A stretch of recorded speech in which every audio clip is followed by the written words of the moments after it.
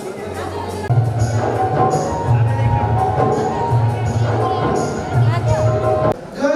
के एनवायरनमेंट में कैसे स्मार्ट बने। आपको अपना जीवन एक ऐसे प्लेटफॉर्म पर जीना है जब आपको जीवन के दो पहलुओं को एक साथ रखना है। अपने अपने पीहर पशुपति जहाँ से आप बिलोंग करते हैं और जहाँ भविष्य में जाने वाले भी हैं, वो समय था जब महिलाओं के लिए सिर्फ घर गृहस्थी चूल्हा चौका ही अनिवार्य था। लेकिन वर्तमान के समय में व्यक्ति को, हर महिला को अपने जीवन में कैरियर भी चुनना होता है। कैरियर उसके लिए उतना ही महत्वपूर्ण है जितना उसकी गृहस्थी। तो कैरियर के पायदान पर कैसे पहुंचे और जिस कुल जाति में आपने जन्म लिया है उसको कैसे सुरक्षित रखें और अपने वाली महिला को कैसे बांध के रखें, उस सभी बिंदुओं के लिए आज के प्रथम सेमिनार में स्मार्ट वर्कशॉप। वर्धमान सागर जी महाराज के चरणों में वंदन। आचार्य संघ में विराजित समस्त मुनिराज के चरणों में वंदन। अनुभव जो यहाँ पर उपस्थित हुए हैं, सभी महिलाएं, सभी बच्चे हैं, जैन समाज की प्यारी प्यारी बच्चे हैं, आप सभी में विराजित उस दिव्य आत्मा को नमस्कार करते हुए मैं आज का स्मार्ट गर्ल वर्कशॉप स्टार्ट करने जाता हूँ। आज के सेमिनार में कोई भी त्रुटि हो जाए मैं पहले ही गुरुदेव से मिच्छा में दुगड़म माफी मांग लेता हूँ।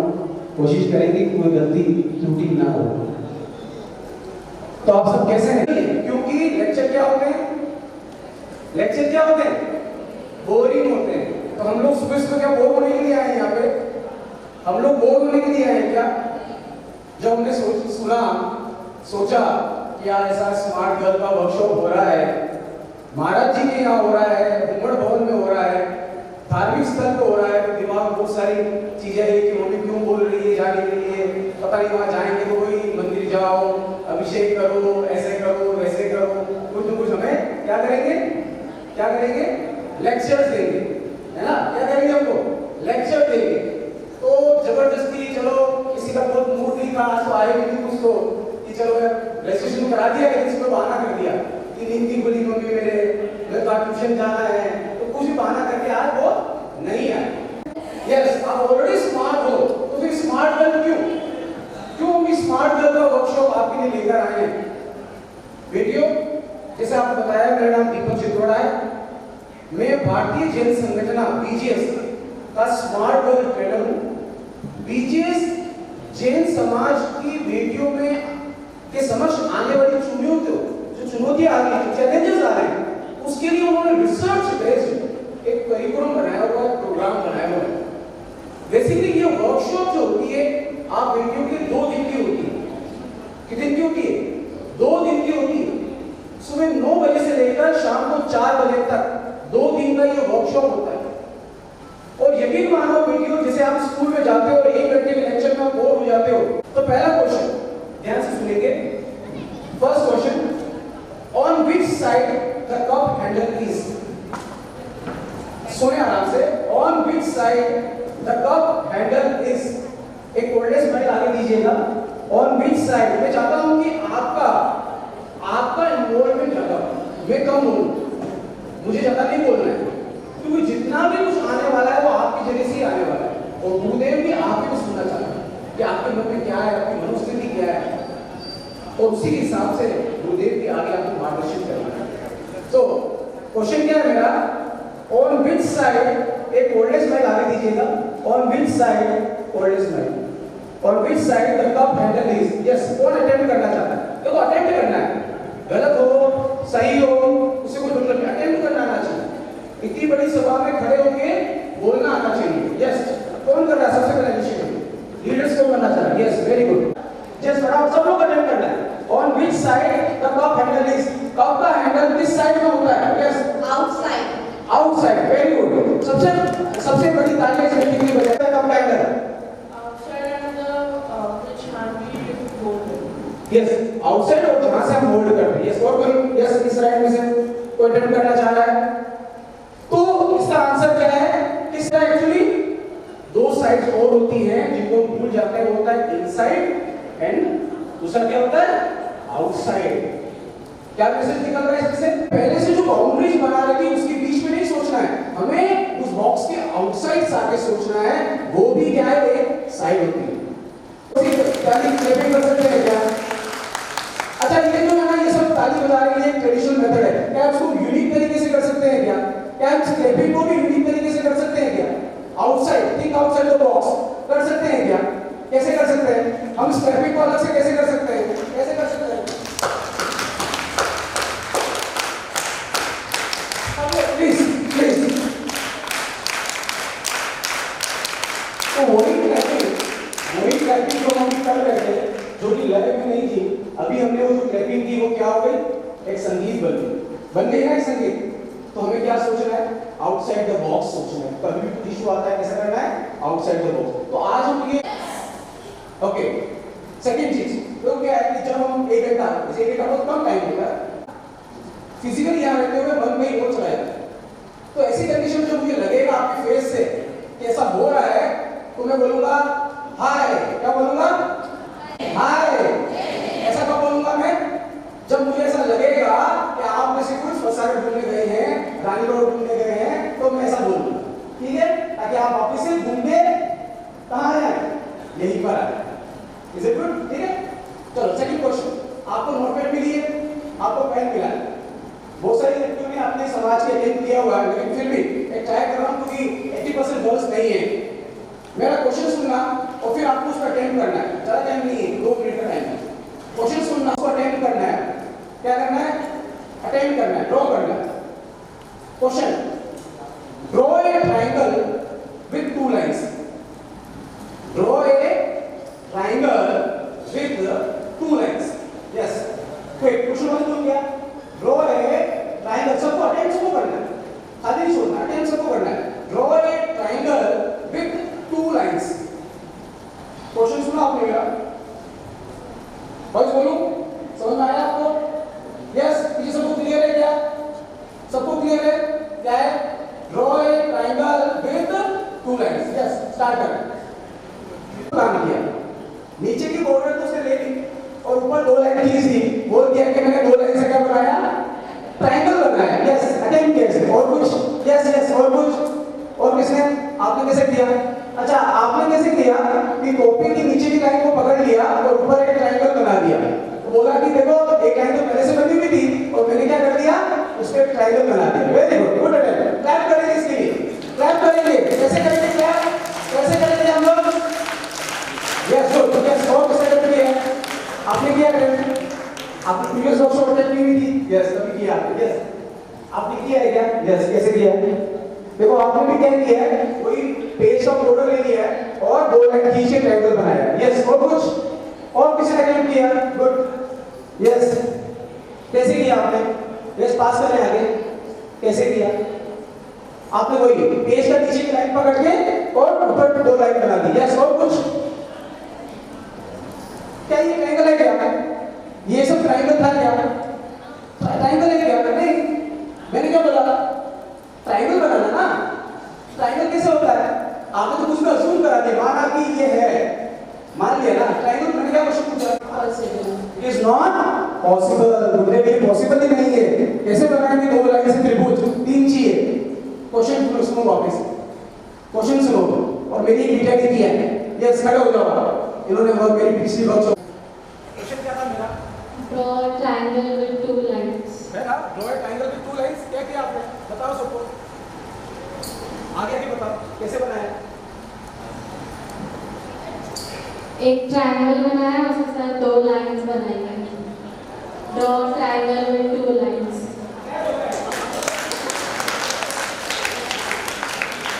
एक त्रिभुज बनाओ और 2 लाइन बना दो। क्या बड़ी बात है इसमें? कोई बड़ी बात है क्या? कोई बड़ी बात है कैसे? तो बहुत बड़ा काम नहीं है। देखिए क्या मैसेज निकल के आ रही है मेरी जैन समाज की बेटी हो, आप ये समझो इस क्वेश्चन से क्या मैसेज निकल के आ रहा है, क्या संदेश निकल के आ रहा है? संदेश ये निकल के आ रहा है कि लाइफ बहुत सिंपल है। लाइफ बहुत सिंपल है, हम लोग जानबूझ के इसको कॉम्प्लिकेटेड बना रहे हैं। हम लोग जानबूझ के क्या कर रहे हैं, इसको कॉम्प्लिकेटेड बना रहे हैं। चीज बोली कि ये ट्रायंगल है 2 लाइन के साथ में और हमने सोच लिया it's not possible. Message clear? Now ये चीज तो क्लियर हो गई कि हमारा जो सेशन है ये टू वे कम्युनिकेशन वाला होना है। कैसे होना है? जानते हो टू वे कम्युनिकेशन क्या होता है? क्या होता है टू वे कम्युनिकेशन? मैं बोलूं और आप भी बोलो। ऐसा ना हो कि बस आप सुने जाएं। आपका भी मुझे इनपुट चाहिए, गुरुदेव को भी आपका इनपुट चाहिए कि आपके दिमाग में चल क्या रहा है, आप सोच क्या रहे हैं। और हो सकता है आपकी सोच से आप हमको गलत साबित कर दें कि सर आपका ये ओपिनियन गलत है, आप जो ये बोलते हैं ना ये गलत है, हम ऐसा नहीं सोचते, हम बिल्कुल ऐसा नहीं सोचते। लेकिन आपने जानबूझ के हमारे लिए ऐसी इमेज बना दी। क्लियर क्लियर स्टार्ट करें हम लोग। चलो हम लोग स्टार्ट करते हैं फटाफट से, टाइम कम है हमारे पास में। पहला टॉपिक है सेल्फ अवेयरनेस। क्या टॉपिक है हमारा? Self awareness. कोई बिटिया बताएगी सेल्फ अवेयरनेस का मतलब क्या है? क्विक्स जल्दी से। सेल्फ अवेयरनेस का क्या मीनिंग है? पीछे what do mean by self awareness? Yes, क्या होता है सेल्फ अवेयरनेस? क्या होता है? कितना पहचानते हो, कितना पहचानते हो आप बेटिया? चलो आप सब अपने आप को पहचानते हो क्या? आप सभी बेटी अपने आप को पहचानते हो क्या? क्या आप अपने बारे में खुद 5 मिनट बोल सकते हो क्या? अपने बारे में, किसी और के बारे में नहीं, मैं क्या हूं? क्या अपने बारे में आप बेटिया कोई 5 मिनट, सिर्फ 5 मिनट बोल सकते हो क्या? यस, प्राइज मिलेगा। जो भी बेटी अटेम्प्ट करेगी प्राइज मिलेगा। यस, पीछे रसिका है और मेरे एक ब्रदर और एक सिस्टर है।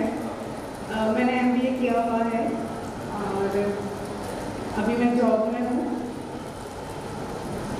और मेरा ऑफिस, मेरी हॉबी में ज्यादा वैल्यू मिल सके। बेटियों अगर कोई आपके अंदर से कोई कमी निकालता है, बोलता है कि तेरे अंदर तो ये टाइम की पंक्चुअलिटी इशू है, तो टाइम पर नहीं आती, तो ये मेरा एक ग्रे एरिया है, मेरा वीक एरिया है, मुझे इसको क्या करना है? इंप्रूव करना है। वो तो फ्री में निकाल रहा है, टेस्टर को 1 लाख में मिलते हैं, उसको क्या मिल रहा है? फ्री में मिल रहा है। इसलिए कोई भी अगर आपको क्रिटिसाइज करे, आपकी नेगेटिव पॉइंट होता है, तो वो आपका सबसे अच्छा दोस्त है। वो कौन है? सबसे अच्छा दोस्त। उससे आपको कभी भी दुश्मनी नहीं करनी, वो फ्री में सर्विस दे रहा है आपको, है ना? तो अपने बारे में जानना जरूरी है नहीं है? अपने हम अपने आप को जानते हैं क्या? नहीं, बहुत कम जानते हैं, जितना जानना चाहिए उतना नहीं जानते हैं। अब कैसे कैसे मैं अपने बारे में जानूं? आप मिरर देखते हैं ना, आईना देखते हैं ना, क्या होता है आईना में? क्या देखते हो? मेरी बिंदी से लगी नहीं लगी है, मैं कैसी दिख रही हूं? देखते हैं ना, आईना देखते हैं ना। क्यों देखते हैं आईना? अपना बाहरी रूप देखने के लिए। अगर आपको अपने बारे में जानना है तो सिंपल एक चीज करनी है, क्वेश्चन योरसेल्फ। अपने आप से प्रश्न पूछो, अपने आप से प्रश्न पूछो। ठीक है? क्या प्रश्न पूछा है? प्रश्न पूछना है अपने आप से। पूछो अपने आप से, मम्मी ने मुझे क्यों डांटा? पूछो अपने आप से, मम्मी ने मुझे क्यों डांटा? आज पापा को गुस्सा किस बात पर आया? आज मेरी टीचर ने मुझे कुछ बोला तो क्यों बोला? इससे बारे पूछ के अपने आप से क्या करके आपको आंसर मिलेगा नहीं मिलेगा? आपको आंसर अपने बारे में जानना है, सेल्फ अवेयर होना है। उसका एक ही मंत्र है, अपने आप से क्वेश्चन करो, अपने आप से पूछो। हम बोलते हैं गुरुदेव सामायिक बैठे होंगे, स्वाध्याय कर रहे हैं, हम जैन धर्म के हिसाब से करते हैं, कोई ग्रंथ पढ़ते होंगे, सामायिक करते होंगे, लेकिन क्या है ये भी वही चीज है, क्वेश्चनिंग आवर्स है। अपने आप से, अपने आत्मा से परिचय करना, पूछना ये क्यों हुआ, ऐसा क्या कारण हुआ, यही सामने के यही स्वस्थ है। तो हम इस डेफिनेशन को लेकर दूर भाग जाते हैं। अरे क्या सामायिक करना, क्या स्वाध्याय करना, हम सोचते मेडिटेशन। मेडिटेशन मतलब कुछ अच्छी चीज होगी, ये वही चीज है, ये जैन धर्म में पुरानी चीज है। यहाँ पर इस मंच के माध्यम से मैं एक चीज बेटियों आपको क्लियर बताना चाहता हूँ, बिल्कुल क्लियर। मैं भी आपके एज से निकला हूँ, हम सब आपके एज से निकले हुए। मेरी भी सोच वही थी जो आपकी अभी सोच है।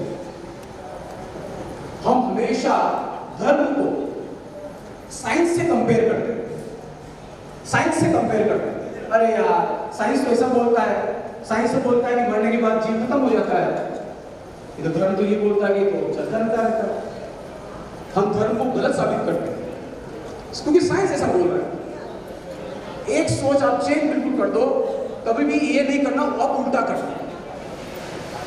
साइंस को कंपेयर करना हमारे धर्म की दूरी है, कितना डिस्टेंस है, उस ग्रह पे क्या है क्या नहीं है, सब कुछ ऑलरेडी मेंशन्ड है अपने शास्त्रों के अंदर, बट हम उल्टा चलते हैं।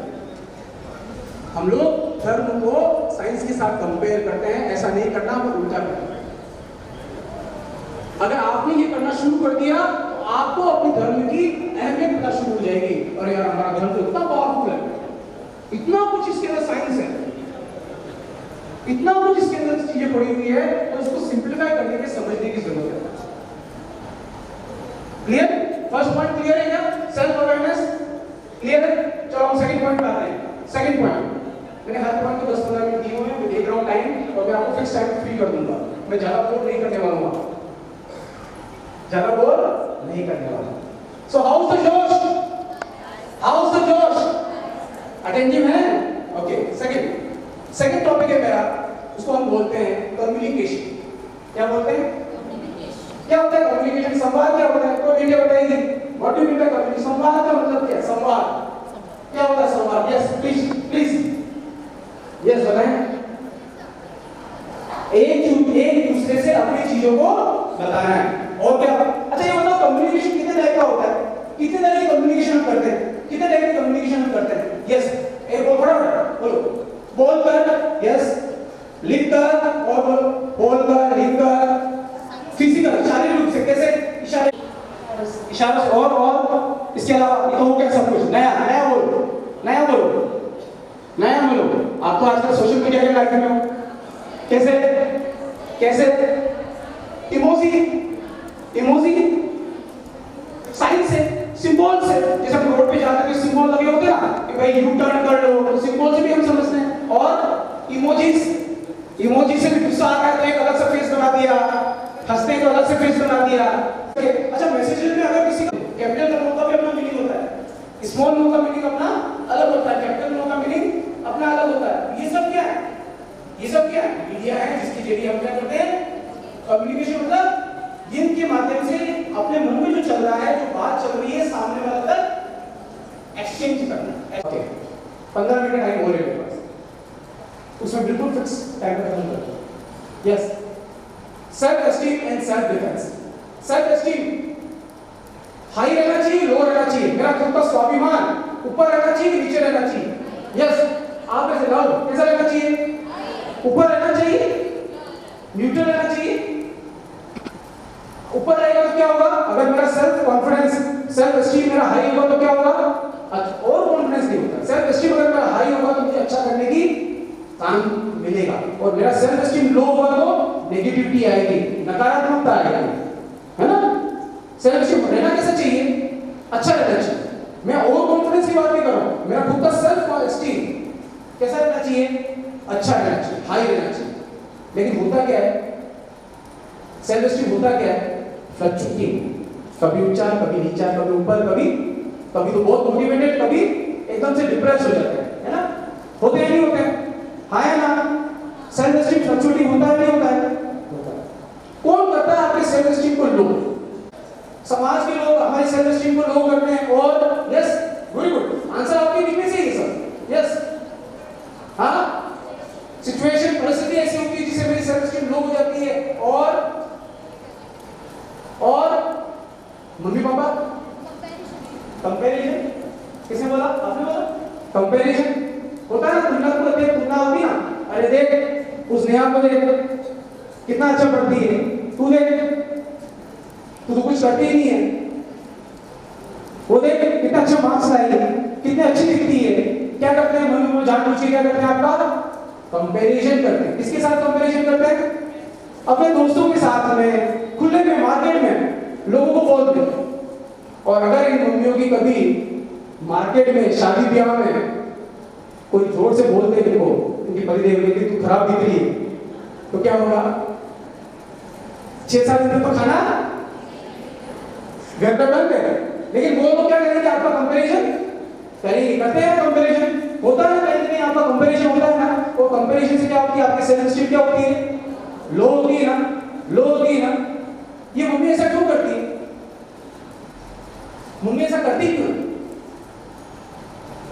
यस, क्यों करती है मम्मी ऐसा?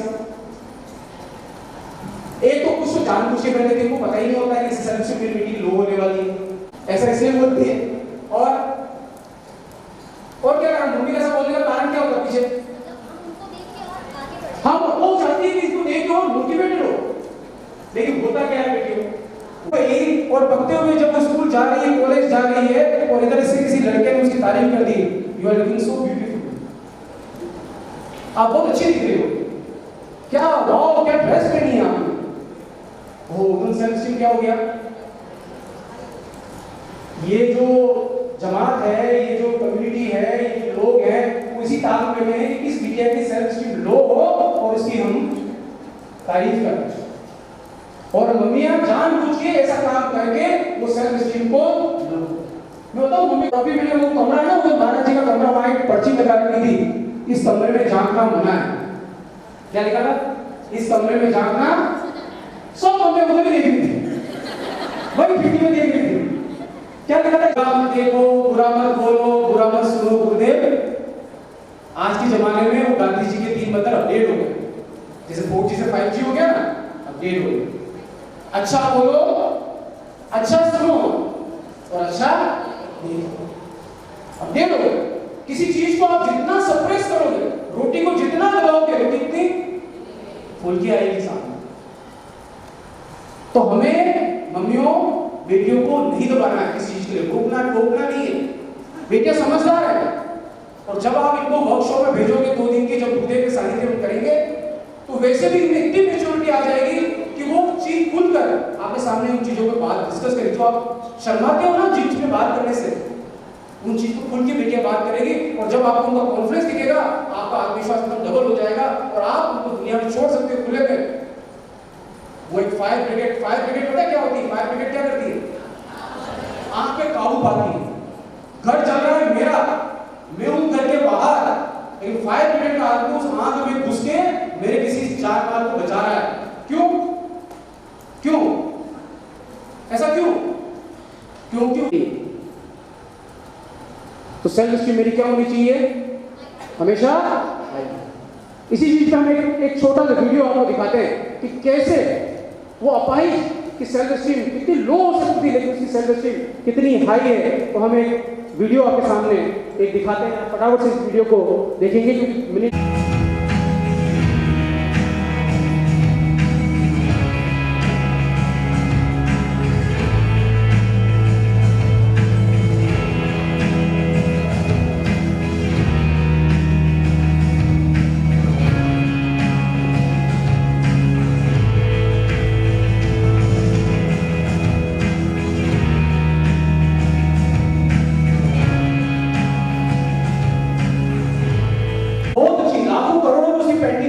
केरला की सपना ऑगस्टिन।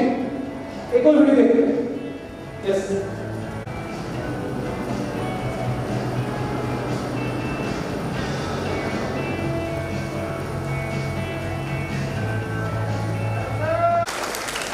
दोनों को देखा ना आपने? हम दोनों से अच्छे हैं, बुरे को नीचे हैं।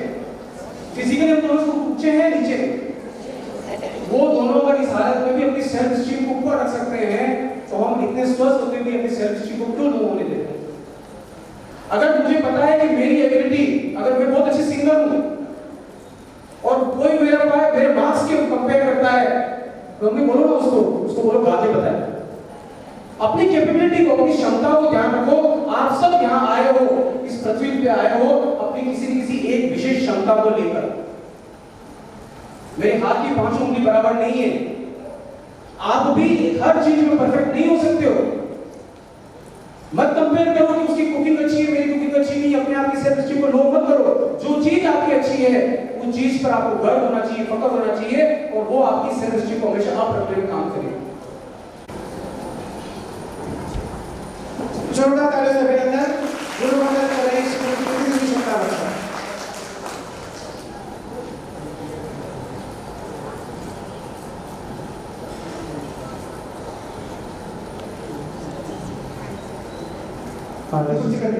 Yes okay. प्रतीक्षा वापस घूम के यहीं पर आ गए ना। तो हम क्या टॉपिक बात कर रहे थे? फ्रेंड्स जरूरी है या नहीं? दोस्त जरूरी है या नहीं? है। दोस्त बहुत जरूरी है, क्योंकि दोस्त के साथ हम सारी बातें खुल के शेयर कर सकते हैं, अपने मन को हल्का कर सकते हैं। दोस्त वो होता है जहां सारी खुशियां हमें मिल जाती है, टाइम बहुत जल्दी दोस्त के साथ निकल जाता है ना? हाँ नहीं? सही है गलत है ना? अगला क्वेश्चन, क्या लड़कियों कोई लड़का मित्र आपका हो सकता है कि नहीं हो सकता है? हो सकता है। तो गलत है क्या इसमें? कोई गलत है क्या? गलती कब है? गलत कब मानोगे कि वो लड़का दोस्त गलत है? कब मानोगे आप? कब मानोगे? यस, कब मानोगे कि लड़का दोस्त गलत? मम्मी तो बोलती लड़का दोस्त नहीं होना चाहिए, लेकिन मुझे मानना है कि लड़की लड़का दोस्त हो सकता है, कोई दिक्कत नहीं, कोई प्रॉब्लम नहीं लड़के के दोस्त होने का। लेकिन गलत कब है? कब गलत है? यस, जब आपको वो दोस्ती अपने घर वालों से छुपानी पड़े। जब आपको किसी के साथ दोस्ती अपने घर वालों से क्या करनी पड़ जाए? छुपानी पड़ जाए। मान लेना कि वो दोस्ती क्या है? गलत, सही नहीं। तो सही होती तो आप खुल के अपने घर वालों से क्या करते? मिलवाते। लेकिन गलत है दोस्ती। अच्छा, कुछ कुछ लड़के ऐसी हैं जो अपने दोस्तों के बारे में घर पे बताते हो क्या? अपने सभी दोस्तों के बारे में घर पे बताते हो क्या? बताते हो क्या? अच्छा, मम्मी सभी दोस्तों के बारे में आपको पता है क्या? पता है क्या? हाँ? कुछ कुछ शायद आप इसलिए नहीं बताते हो कि मेरी मम्मी पुराने विचार की है, मेरी मम्मी के ख्यालात बहुत पुराने हैं, उनको अगर मैं ऐसा बताऊंगी तो शायद मम्मी मुझे गलत समझेगी। अनमोल हीरा गलत नहीं है, इनको आप समझें। जिस प्रकार से वो जमाने के साथ चल रही है, आपको भी जमाने के साथ चलना होगा। ये बेटियां सही गलत में फर्क जानती है और समझ जाएगी, आपको उन पर विश्वास रखना। और आप बेटियों को भी अपनी सब दोस्तों के बारे में अपने मम्मी पापा को बताना है कि मम्मी, और नहीं बताया तो आज का दिन है, शाम को घर पे काम से फ्री हो जाओ और टीवी बंद, मोबाइल बंद, साइड में, तो मम्मी के साथ बैठना है। मम्मी देखो, आज हम बताते हैं कि मेरे ये दोस्त हैं। और आपको जब मन में लग जाए कि इस दोस्त के बारे में मम्मी से छुपा रही हूं, तो समझ लेना कहीं भी मन में कि वो दोस्ती आपकी गड़बड़, वो दोस्ती आपकी गलत है, क्योंकि आपको छुपाना पड़ रही है। यस, कुछ क्वेश्चन आपका? यस। एक्चुअली कितनी बार ये होता है कि हम बताना चाहते हैं लेकिन पहले से ही ओपिनियन मैच नहीं होते और बोलते कि नहीं, ऐसा नहीं होना चाहिए। बिल्कुल सही बात है। इस बेटी के लिए जोरदार तालियां। यहाँ पर लड़की की यही शिकायत है। तो मैंने अभी कम्युनिकेशन में आपको क्या समझाया? या तो आप अपने आप पॉइंट से, आर्गुमेंट से कन्विंस कर दो, और नहीं कर पाओ उनसे कन्विंस हो जाओ, क्योंकि माँ बाप से बड़ा कोई नहीं। या तो आप अपने ओपिनियन से कन्विंस करो, मम्मी क्या दिक्कत है, क्या प्रॉब्लम है आपको, मुझे बताओ ना। और कन्विंस नहीं हो पाया तो आपको उसको छोड़ना है, ये भी मान के चलो, क्योंकि माँ बाप से बड़ा आपके लिए कोई नहीं है, कोई नहीं है। और कोई भी आदत 21 दिन के बाद बदल जाती है। क्या साइंस का बदल, अगर आप साइंस वाले बच्चे हो, 21 दिन तक अगर आपसे कट ऑफ हो गए तो आप उससे बदल जाते हो, छूट जाएगी आपका। तो बड़ी चीज नहीं है, दोस्त बनते हैं, बिगड़ बनते रहते हैं। स्कूल के फ्रेंड आज नहीं है, आज के फ्रेंड वर्क प्लेस पे नहीं होंगे, वर्क प्लेस पे आगे शादी होने के बाद नहीं होंगे। तो दोस्त तो जीवन भर साथ रहने वाला नहीं है आपके साथ, तो उसकी वजह से क्यों घर पे डिस्टर्बेंस करनी, क्यों प्रॉब्लम करनी करते? राइट और रॉन्ग? एग्री है बेटिया? आप देखिए एग्री है? आप लोग बिल्कुल सौगंध खा लेंगे, जिसके भी दोस्त से सब बताएंगे मम्मी को, और अगर मम्मी मानती तो ठीक, नहीं मानती तो उनकी बात से हम कन्विंस हो जाएंगे। ये भी आप आश्वासन दे रहे हो क्या? राइट? ओके। कुछ बात मम्मी मानेगी, कुछ बात मम्मी की आप मानेंगे। लास्ट टॉपिक बिल्कुल समाप्ति पर है, पार्ट 3 पे आएगा, हम टॉपिक 3 से 4 के बीच में हम खत्म कर देंगे। लास्ट टॉपिक मेरा है choices and decision. Choices and decision क्या मतलब है? मुझे कौन सा कपड़ा पहनना, ये चॉइस किसकी है? आपकी है या किसी और की है? मुझे कपड़ा क्या पहनना है, चॉइस किसकी है? आपकी है या किसी और की है? हमारी, आपकी खुद की है। और ये डिसीजन किसका होता है? आपका ही होता है। कि ऐसी कौन कौन सी चॉइस है जो आपकी है? जस्ट फटाफट क्विक, ऐसी कौन कौन सी चॉइस है जो आपकी चॉइस होनी चाहिए? करियर क्या होना चाहिए, यस। आगे बोलो, मुझे खाना क्या है, यस। हाँ जी, यस। चॉइस हमें अपने पास होनी चाहिए चॉइसेस, यस। तो कौन कौन सी चॉइस में आप चाहते हो कि मेरी चॉइस हो?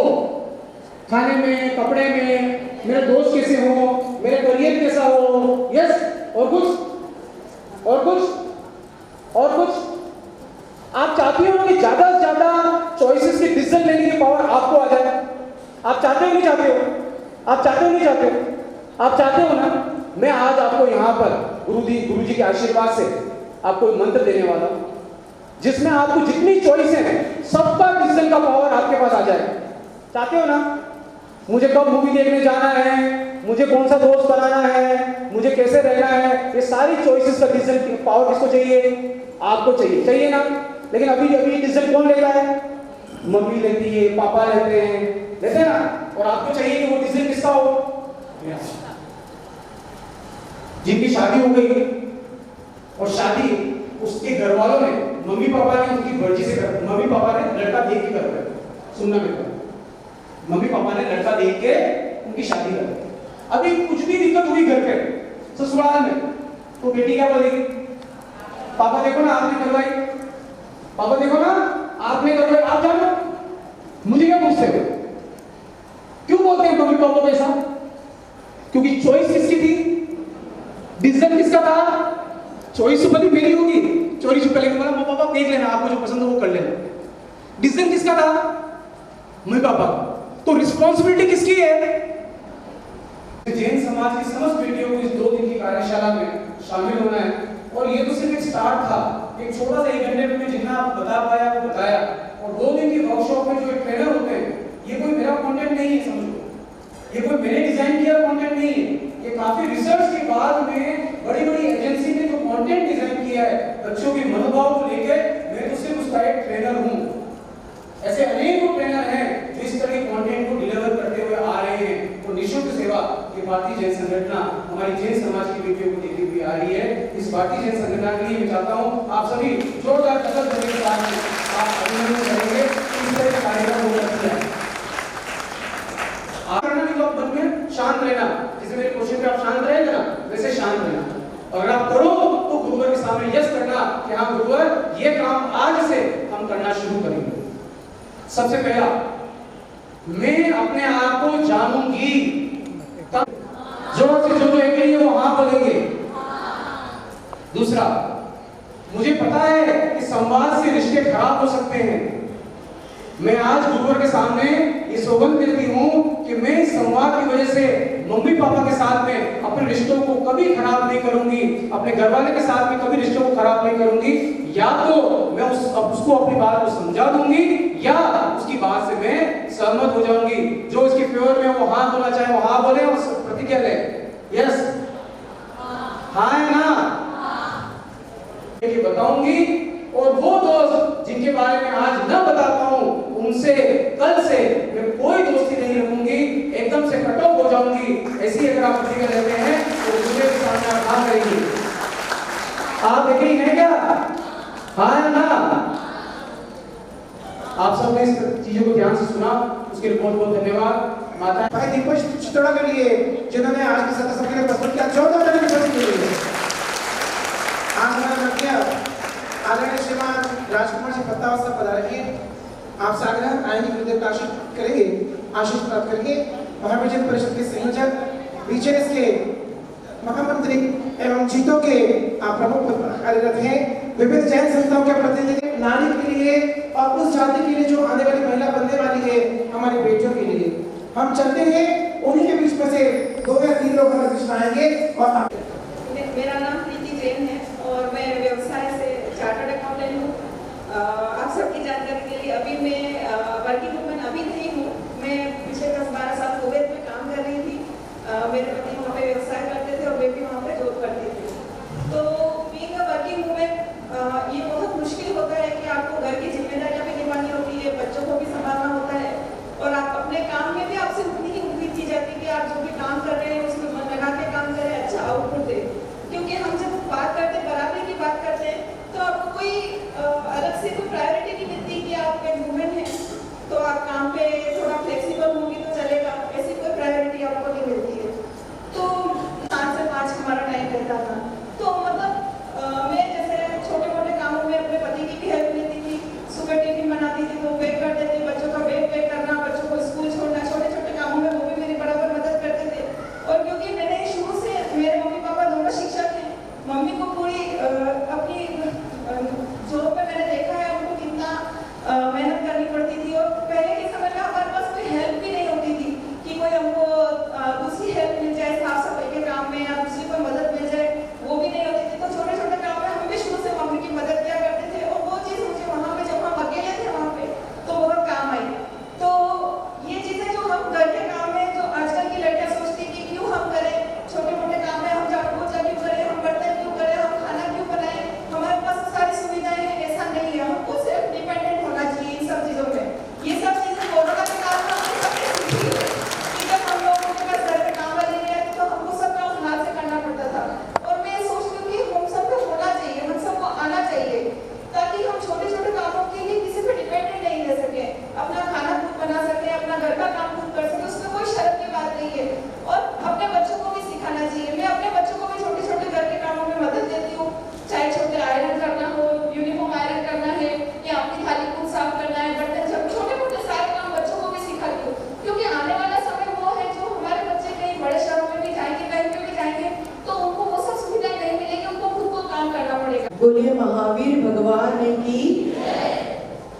मैं हीना प्रद्युमन सेठ, पर शादी से पहले मैं थी हीना प्रभु कुमार कारवा। हाँ, हजारीमल जी कारवा की पोती। एक ऐसी वर्कशॉप जो मेरे घर के अंदर ही बिल्ड थी। हजारीमल जी कारवा महाराज श्री के परम भक्त थे और आगम परंपरा के कट्टर अनुयायी। जी हाँ, आगम परंपरा के कट्टर अनुयायी। वो स्वयं में एक ऐसे व्यक्तित्व थे जो कहते थे वो करते थे। हम 15 बच्चे थे घर के अंदर, 15 भाई बहन। 15 ही भाई बहनों को दादाजी ने आज ऐसा बनाया है कि हम समाज में आज हर जगह स्टैंड करते हैं। जी हाँ, हम समाज में आज हर जगह स्टैंड करते हैं। मैं आप बेटियों से नहीं, बेटों से भी कुछ बात करना चाहती हूँ। मेरा भी एक बेटा है, पर पहले वो बात जो मैंने अपने घर वालों से सीखी। जी हाँ, पिता का हाथ है, उससे कहीं गुना ज्यादा हाथ आज मेरे संपूर्ण परिवार का है। हाँ, मैं अपने परिवार को 4 भागों में डिवाइड करूंगी। मेरे दादा दादी, जी हाँ, दादा दादी जो गुरुवर के परम भक्त थे और महाराज श्री के आशीर्वाद से उन्हें अंत में भी सुमरण प्राप्त हुआ। उनके आखिरी वर्ड थे, विधेय क्षेत्र है, चंदा प्रभु भगवान का समोशरण है और वर्धमान सागर जी महाराज की जय। उसके बाद वो कभी कुछ बोले ही नहीं। उसके बाद वो मौन हो गए, उनकी आंखें भी क्लोज हो गई। पर उन दादाजी ने हमें ये सिखाया कि सुबह उठते ही तुम्हें नहाना है, मंदिर जाना है, भगवान का स्मरण करना है, जो तुम्हें आता है वो तुम्हें स्तुति करनी है, वो तुम्हें बोलना है। फिर उसके बाद मैं अपने परिवार को 2 पार्ट में और डिवाइड करूंगी। मेरे बड़े पापा, 2 बड़े पापा और मेरे पापा। जी हाँ, इन 6 जनों ने, मतलब बड़े पापा, बड़ी मम्मी, ऐसे करके 6 जनों ने मुझे अपना अस्तित्व समझाया कि मुझे कैसे, कहाँ, किस स्थिति में कहाँ कैसे जाना है। अगर मैं मंदिर जा रही हूँ, समाज में जा रही हूँ, गुरुवर के वहाँ जा रही हूँ, तो मुझे क्या वस्त्र पहन के जाने हैं, मुझे कैसे वहाँ व्यवहार करना है। यदि मैं अपने फ्रेंड्स के साथ जा रही हूँ तो मुझे कैसे वहाँ पर रहना है। पर मुझे कभी ये नहीं सिखाया कि तुम पश्चिमी सभ्यता, जो वेस्टर्न कल्चर बोलते हैं, उसे अपनाओ। वो हमेशा यही बोलते थे कि वेस्टर्न कल्चर में कुछ नहीं रखा है, जो भी है वो आज अपनी सभ्यता में है। अगर तुम अपनी सभ्यता को अपनाते हो और उसमें जीते हो तो आज तुम कहीं किसी के भी द्वारा रोके नहीं जा सकते। पिता से आप लोगों को शायद ये जानकर आश्चर्य होगा, मैं कभी समाज में ये बात क्लियर नहीं करना चाहती थी, पर आज जो समाज की स्थिति है उस समाज की स्थिति लव मैरिज हुई है, पर जब मुझे मेरे पति ने ये पूछा कि तुम मुझसे शादी करोगी, तो मैंने उनको यही बोला कि अगर तुम अपने माता पिता को लेकर लीगली मेरे माता पिता से, मेरे परिवार से आके बात करते हो तो हाँ, अन्यथा कभी नहीं आऊंगी। जहां मेरे माता पिता बोलेंगे मैं वहीं शादी करूंगी। ऐसे मेरे दादाजी के संस्कार थे। मेरे दादाजी ने मुझे विदाई के समय, जब हमारी बेटियां घर से विदा होती है तो हम उन्हें रो रो के बिलक बिलक के, नहीं मेरी 4 बुआएं और हम 7 बेटियों की विदाई हुई आज घर से, पर बेटियों को, एक एक बेटियों को दादाजी ने सिर्फ एक ही शब्द बोला था, छोरी मरो, नाक मती नीचे कर देता ससुराल में। जो बनना पड़े वो करना, पर कभी रो के हमारे सामने मत आना। तुम्हें हमने सब चीजें सिखाई है। मेरे को अच्छे तरीके से याद है, मेरे 10th के एग्जाम्स चल रहे थे और घर के अंदर मेहमान आए हुए थे। बड़ी मम्मी अकेली थी। बड़ी मम्मी ने मुझे क्या बोला, 2 घंटे बाद मुझे 10th का पेपर लिखने जाना था। 2 घंटे बाद बड़ी मम्मी ने क्या बोला, अभी तेरे पास 2 घंटे हैं, 15 मिनट के लिए आजा, सब थालियां परोस आजा, फिर जाके तेरे पढ़ लेना। और वही बड़ी मम्मी 1 घंटे बाद चाय का कप लेके मेरे पास आई और बोलती है, ना अब तू पढ़ ले, तेरा आराम से तेरे पढ़ाई का काम कर ले और ये चाय पी ले, तो एग्जाम लिखने जा। यू कांट बिलीव, मैंने उस एग्जाम्स में 70% मार्क्स स्कोर किए। मैं बेटियों को नहीं कोसना चाहती हूँ, क्योंकि वो तो पौधों के ऊपर लगा एक कोमल फूल है। जड़ें तो हम हैं, जड़ें तो हम हैं। जब जड़ें ही मजबूत नहीं है तो तुम कोमल फूलों से क्या उम्मीद करते हो? जड़ें तो मजबूत करो। पहले माएं तो बनते जाए, पिता तो बनते जाए। पहले माएं तो गुरुवर के समक्ष आए, पहले पिता तो गुरुवर के समक्ष आए। हम तो वो ही नहीं करते, हम तो वो ही नहीं करते। माओं के पास टाइम है किटी पार्टी में जाने का, अपने फ्रेंड्स के साथ एक चाय का कप लेके दुनिया भर की गपशप करने का, दुनिया भर की बातें करने का, पर उनके पास कतई टाइम नहीं होता गुरुवर के चरणों में आने का, मंदिर जाने का। क्यों भाई? हम तो खुद ही अपनी नींव खोखली कर दे रहे हैं। जब नींव की ईंट ही मजबूत नहीं होगी तो ऊपर इमारत को क्या करोगे? ये तो बताओ मुझे। आज मेरे दादाजी ने मुझे एक ही बात सिखाई थी कि तुम्हारी नींव की ईंट मजबूत कर लेना, तभी तुम आगे कुछ कर पाओगे। तुम्हारी अगर नींव की ईंट मजबूत नहीं हुई तो तुम्हारी ऊपर की इमारत कब हवा के एक झोंके से ढह जाएगी, कुछ नहीं कर सकोगे तुम। आज दादाजी ने एक बात और समझाई थी कि जो हमने तुम्हें दिया है वही तुम आगे अपनी पीढ़ी में देना। मेरा एक बेटा है जो CA फाइनल के लिए लेवल हो गया है, अभी उसकी आर्टिकलशिप चल रही है। वो मेरे साथ नहीं रहता, वो बॉम्बे रहता है, उसके पहले वो बैंगलोर रहता था। पर मैं आज भी एक बात कहती हूँ उसकी, उसे हमने बचपन से सिखाया। उसके दादा दादी ने, उसके नाना नानी ने उसे बचपन से एक ही बात सिखाई है कि भैया पहले मंदिर, फिर तुम्हारी पढ़ाई, फिर तुम्हारे दोस्त। समझे तुम? दोस्त कौन से नंबर पे है? तीसरे नंबर पे। और हम क्या करते हैं? दोस्त कौन से नंबर पे आते हैं? पहले नंबर पे। और मंदिर कौन से नंबर पे आता है? 21 साल का मेरा बेटा है, 21 रनिंग है मेरे बेटे को। बट यू कांट बिलीव, मेरा बेटा पंचामृत पूरा बोलता है। अगर संस्कृत में किसी पाठ में मुझसे गड़बड़ हो जाती है तो वो उसे उसी समय करेक्ट करके बताता है। गुरुवर के समक्ष कभी खाली हाथ नहीं जाता। अभी भी मैं मुनि अपूर्व सागर जी, अर्पित सागर जी के वहाँ दर्शन करने गई थी। बेटे को खाली इतना ही बोला कि मैं वहाँ जा रही हूँ। बेटे को आर्टिकलशिप के पैसे मिलते हैं स्टाइपेंड के। उसने बोला मम्मी अभी आप 500 रुपए ले लो, पर गुरुवर के समक्ष खाली हाथ मत जाना, स्टेशनरी लेके नहीं जाना। समक्ष कभी खाली हाथ नहीं जाता, हमेशा लगाई ही रहता है कि गुरुवर जहाँ है आप जा रहे हो, मैं भी अपना एडजस्टमेंट जमा लेता हूँ और मैं भी आऊँगा आपके साथ में। और तीसरी बात, कभी हमारे सामने तू तड़ाक से बात नहीं करता। जैसे कि आप श्रीमान ने बोला कि अपने पेरेंट्स के साथ में आप, अपने पेरेंट्स के साथ में आप कन्वर्सेशन करिए, उनसे बात करिए। आचार्य श्री सत्संग के चरणों में बारंबार नमोस्तु नमोस्तु नमोस्तु। आज के जो हमारे वक्ताओं ने अपने पक्ष रखे, उनमें से मैं सिर्फ 2 बातें वर्तमान युवा पीढ़ी को और माताओं को और जो भी सब यहाँ पर हैं उनको कहना चाहती हूँ।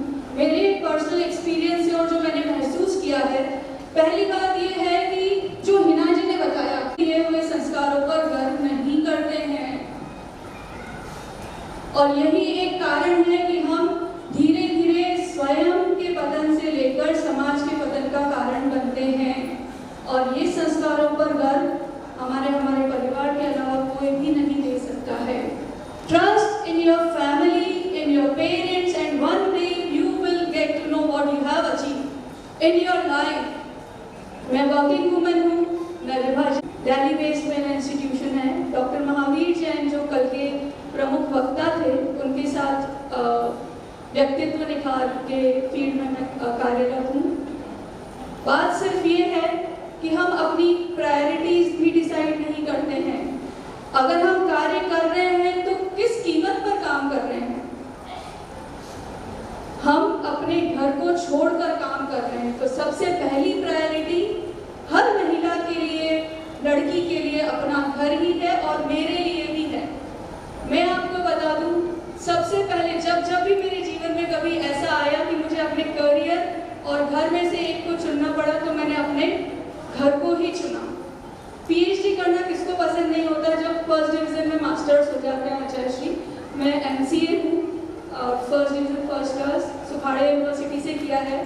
5 साल तक मैंने सुखाड़े यूनिवर्सिटी में अध्यापन का कार्य किया है और उस समय का रिक्वायरमेंट था कि आप पीएचडी कर लोगे तो आप प्रोफेसरशिप में आ सकते हो। लेकिन घर में परिस्थितियाँ कुछ ऐसी हुई, पीएचडी स्टार्ट भी कर दिया, सिनॉप्सिस वाइवा सब कुछ सबमिट हो गया, उसके बाद सिर्फ रिसर्च का काम रह जाता है। उस समय बच्चे, इन-लॉज, सब कुछ परिस्थितियाँ थी, एक बीमारी आ गई घर में। तो उस समय ऐसा हुआ कि मुझे ये चूज करना पड़ा कि मैं पीएचडी करूं या अपने घर को संभालूं, क्योंकि इन-लॉज भी हैं, बच्चे भी हैं, पेरेंट्स सब हैं। उस समय मैंने पीएचडी को ड्रॉप कर दिया। जैसा दीपक जी ने बताया, या तो कन्विंस हो जाइए या कन्विंस कर लीजिए। पहली प्रायोरिटी हमेशा से ही परिवार था, है और रहेगा मेरे लिए। और कभी भी ऐसा काम मैंने नहीं किया है, ना मैं करूँगी और ना आप करें तो अच्छा ही है। अगर उत्कर्ष तक पहुंचना है तो माता पिता के संस्कार, और एक भी ऐसा काम ये नहीं कि फलाने लाल जी की बेटी ये कर। जब हम ऐसा कुछ करते हैं तो माँ बाप को नीचा देखना पड़ता है, हमारे कुल को नीचा देखना पड़ता है। ये अगर हम अपना परिवार और कुल और धर्म को प्रायोरिटी और संस्कार को प्रायोरिटी लेकर चलेंगे तो स्वयं के उत्कर्ष के साथ साथ समाज का भी उत्कर्ष कर पाएंगे। और इसी श्रृंखला में मेरा जो इंस्टीट्यूशन है MJ school of human dynamics 28 तारीख से 1 तारीख तक व्यक्तित्व विकास कार्यशाला का आयोजन विद्यापीठ यूनिवर्सिटी में कर रहा है। तो राइट साइड हमने सबसे पहले अपने नजरिए को देखना है। अगर अपने नजरिए में बदलाव करोगे तो बहुत सारी चीजें सिंपल दिखाई देगी। सबसे पहले थिंक आउटसाइड द बॉक्स, ये पॉइंट बहुत अच्छा था। सेल्फ अवेयरनेस जैसे कि आप सभी लोगों ने देखा, मैं जानती हूँ, मैं मानती हूँ कि आजकल की महिलाएं, जब हमारे सामने ऐसी महिलाएं हैं जो हमारे सामने वर्क लाइफ को मेंटेन करते हुए और फैमिली को प्रायोरिटी देते हुए इतना आगे बढ़ के हमारे सामने बोलती है, तो इंस्पिरेशन वहीं से आती है। और मैं मानती हूँ कि सेल्फ अवेयरनेस जो होती है वो अंदर से आती है। जब आप अपने अंदर अपनी आत्मा, अपने चरित्र उनको जानोगे तो अपने आंखों में चमक आएगी, आपके जानने में, समझने में, सोचने में, और वहीं से आप अपने आप से इंस्पायर होगे। तो सबसे पहले सेल्फ अवेयरनेस, अपने आप को जानना, अपनी स्ट्रेंथ, वीकनेस, अपनी क्षमता, अपनी कमजोरी। क्षमता है तो बढ़ाए उसे, और कमजोरी है ठीक है तो उसे उभरने की कोशिश करें। ये सेल्फ अवेयरनेस वाला पॉइंट। फिर उसके बाद सेकेंड हमारे लिए कम्युनिकेशन का पॉइंट। कम्युनिकेशन वाला पॉइंट मुझे काफ़ी समझ में आया। इससे काफ़ी सारे झगड़े हम सुलझा सकते हैं, समझ सकते हैं। या तो आप किसी की बात से कन्विंस हो जाए या आप उन्हें कन्विंस कर दें। आप सब में से जिन्होंने आके आज का पूरा साल बता दिया कि क्या करना है, आपको एक कॉन्फिडेंस चाहिए, जोरदार ताली से अभिनंदन। आज का स्पीच ऑन द स्पॉट है, लाइव लिंक का स्पीच जिन्होंने आज सीखा और आज बोला है, बहुत बहुत अभिनंदन आपका। चलते हैं, हम इसी क्रम को आगे बढ़ाते हैं। आदरणीय श्रीमती प्रीति सिंह जी गजेंद्र सिंह शिक्षापद का अभिनंदन करेंगे। आप पधारे और उनका अभिनंदन करने के लिए मैं आमंत्रित कर रहा हूँ श्रीमती मीनाक्षी जी, श्रीमती अल्पा जी, श्रीमती भारती जी और श्रीमती गुणमाला जी। आप सब विधायिका हैं, आप हमारे जयपुर में आप विरासती हैं, लेकिन अपने परिवार की मान मर्यादा को सर्वोत्कृष्ट स्थिति पर धारण करके चलती हैं। आप श्री का हार्दिक स्वागत, अभिनंदन।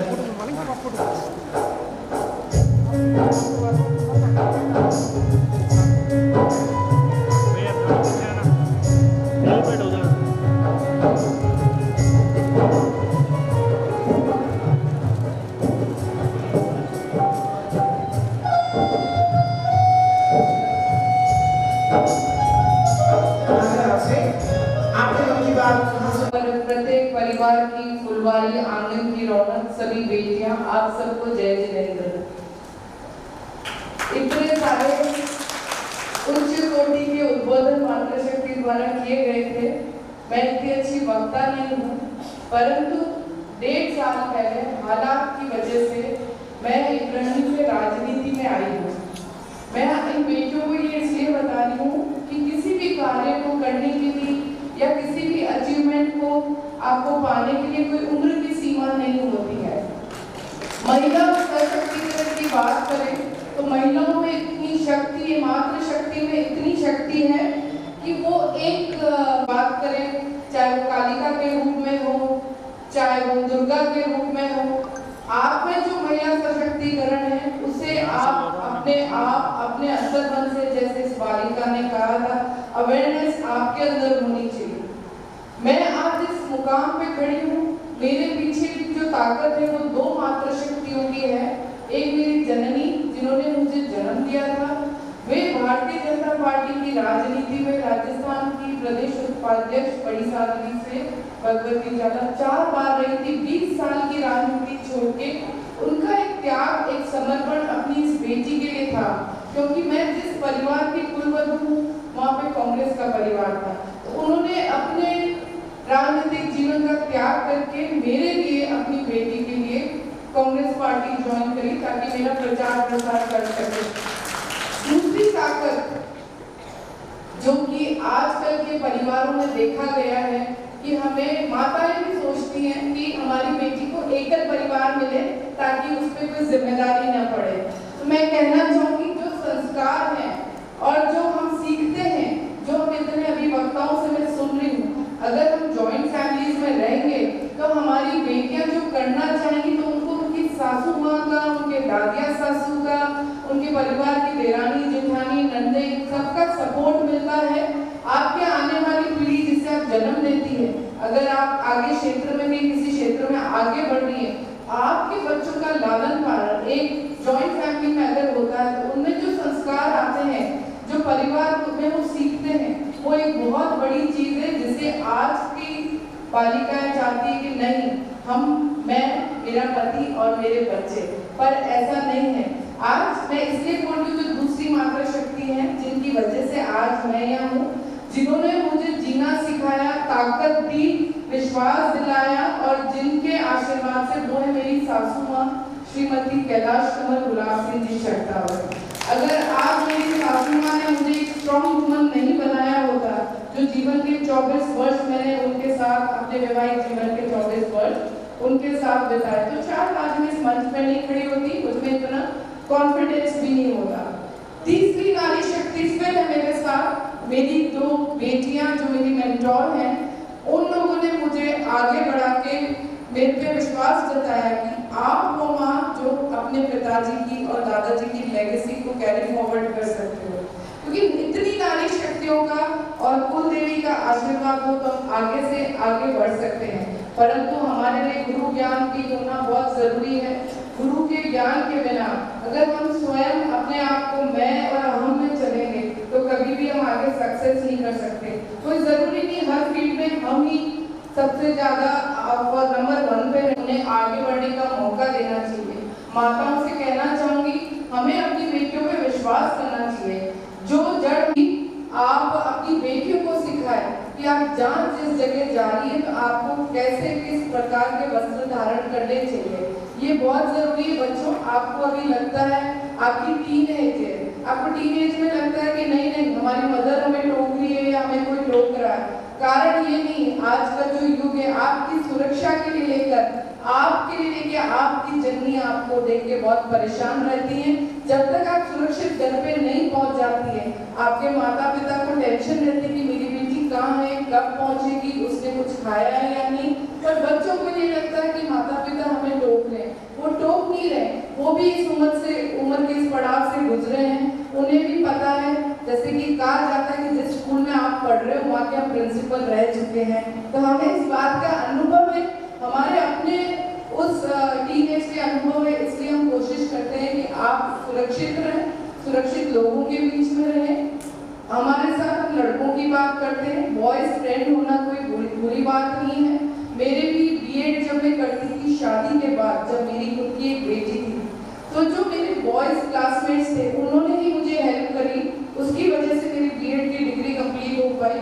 क्योंकि वो कहते थे प्रीति दीदी आपकी बेटी छोटी है, आपको लेसन्स बनाने में दिक्कत आ रही है, आपको कोई नोट्स चाहिए, तो हमेशा उन लोगों ने मेरी मदद करी। वो एक भाई के रूप में एक अच्छे दोस्त हो सकते हैं और कोई और फ्रेंड बनाना भी बुरी बात नहीं है। अगर आपके कोई फ्रेंड्स हैं जिनके साथ आप आगे बढ़ना चाहते हैं, जरूर से अपने माता पिता को इसकी जानकारी दें। वो आपके लिए उन सब के बारे में पता करके उचित निर्णय ही लेंगे। माता पिता आपके दुश्मन नहीं है, आपके जननी है वो, और सबसे अच्छे और सच्चे दोस्त आपके माता पिता हैं। गुरुजी के चरणों में मेरे को दोबारा आशीर्वाद देने का सौभाग्य प्राप्त हुआ है। मैं राजस्थान के यशस्वी मुख्यमंत्री अशोक जी गहलोत साहब के साथ आगरपुर में भी उपस्थित हुई थी। आज बच्चों से और ये भी कहना चाहूंगी, जो माता पिता अपने बच्चों को विदेश भेजना चाहते हैं और बच्चे पढ़ाई में बहुत होशियार हैं, तो राजस्थान के यशस्वी मुख्यमंत्री अशोक जी गहलोत साहब की राजीव गांधी एक्सीलेंस अवार्ड योजना के तहत ये कहा गया कि 500 बच्चे हर साल राजस्थान से विदेश पढ़ने जा सकते हैं। इसके लिए उनको अपना रजिस्ट्रेशन कराना है और उन बच्चों के विदेश जाने का टिकट, उनका रहना, उनका खर्चा, उनकी फीस राजस्थान सरकार उठा रही है। अगर आप में से ऐसे कोई बच्चे हैं जिनके माता पिता की इच्छा है कि मेरा बच्चा विदेश जाकर डिग्री ले, तो उनके लिए राजस्थान सरकार में ये योजना है। पर बच्चों से ये भी कहना चाहूंगी, विदेश तो जाना है पर अपने देश को नहीं भूलना है, अपनी संस्कृति को नहीं भूलना है, अपने संस्कार को नहीं भूलना है। आप सबने मुझे सुना, उसके लिए धन्यवाद। आचार्य आचार्य शांति साहब जी महाराज की जय, गुरु संघ की जय। मैं 5 मिनट से ज़्यादा नहीं लूँगा, बार मैं सुनना एक बोल करने वाली बात है। गुरु आचार्य वर्धमान साहब जी महाराज की जय। मैं इतना ही कहूँगा कि गुरुदेव का जब रोशनी चली गई थी, उनका भरोसा भगवान पर था, आचार्य श्री का भरोसा भगवान पर था। और आपकी दीक्षा के 4 महीने में, सिर्फ 4थे महीने या 5वें महीने में आंखों की रोशनी चली गई। आंखों की रोशनी चला जाना हम सब समझ सकते हैं। और उसके बाद आपके पास जो ऑफर आई, ग्रस्त बन जाए, इलाज करवा लें, और आपका भरोसा देखें, गुरुदेव सामने विराजमान है, आपने भगवान पर भरोसा किया, जिस रास्ते पर आप चल पड़े थे उसी पे आपने भरोसा किया। बेटियों, मैं ये समझाना चाहता हूँ कि आप अपने माता पिता पे भरोसा करें। जो भी बात आप तक आती है वो 100% अपने माता पिता से शेयर करें। किसी बच्चे से अगर कोई दोस्ती करना चाहते हैं, उसका परिचय अपने माँ बाप से करें। आप अपने माँ बाप से परिचय कराते हैं तो ये बहुत बड़ा रिस्क आपका टल जाता है।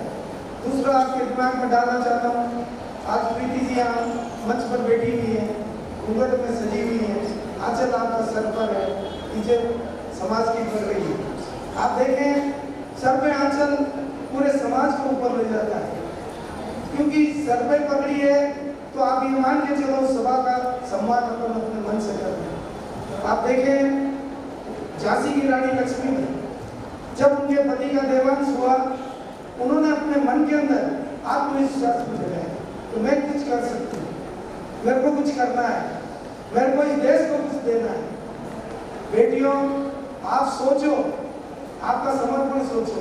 ग्रस्त में रहती हुई मेरी माता मैंने कितना देती, चाय नहीं, आपने मेरा बिस्तर ठीक नहीं किया, मेरा पेन कहाँ पड़ा, मेरा मोबाइल कहाँ चला गया, हर बात का जवाब वो गृहिणी देती है। पति चिल्ला रहे हैं, मेरी चाय नहीं आई अभी तक, मेरे नहाने का पानी गर्म नहीं हुआ। आप देखें महिला कितना त्याग करती है। आप सोचें और सोच कर ये सोचें मैं कैसे सुरक्षित रह सकती हूँ। ये समाज आपको सम्मान देता है क्योंकि आपके अंदर शर्म है। बेटियों को प्रकृति ने आपका आई को मतलब आई लेवल, मतलब जिसको कहते हैं IQ का लेवल इतना बड़ा होना चाहिए कि हमारे अंदर पहचान होनी चाहिए। प्रकृति ने महिलाओं को एक विशेष शक्ति दी है वह पुरुष की निगाह को समझ सकते हैं।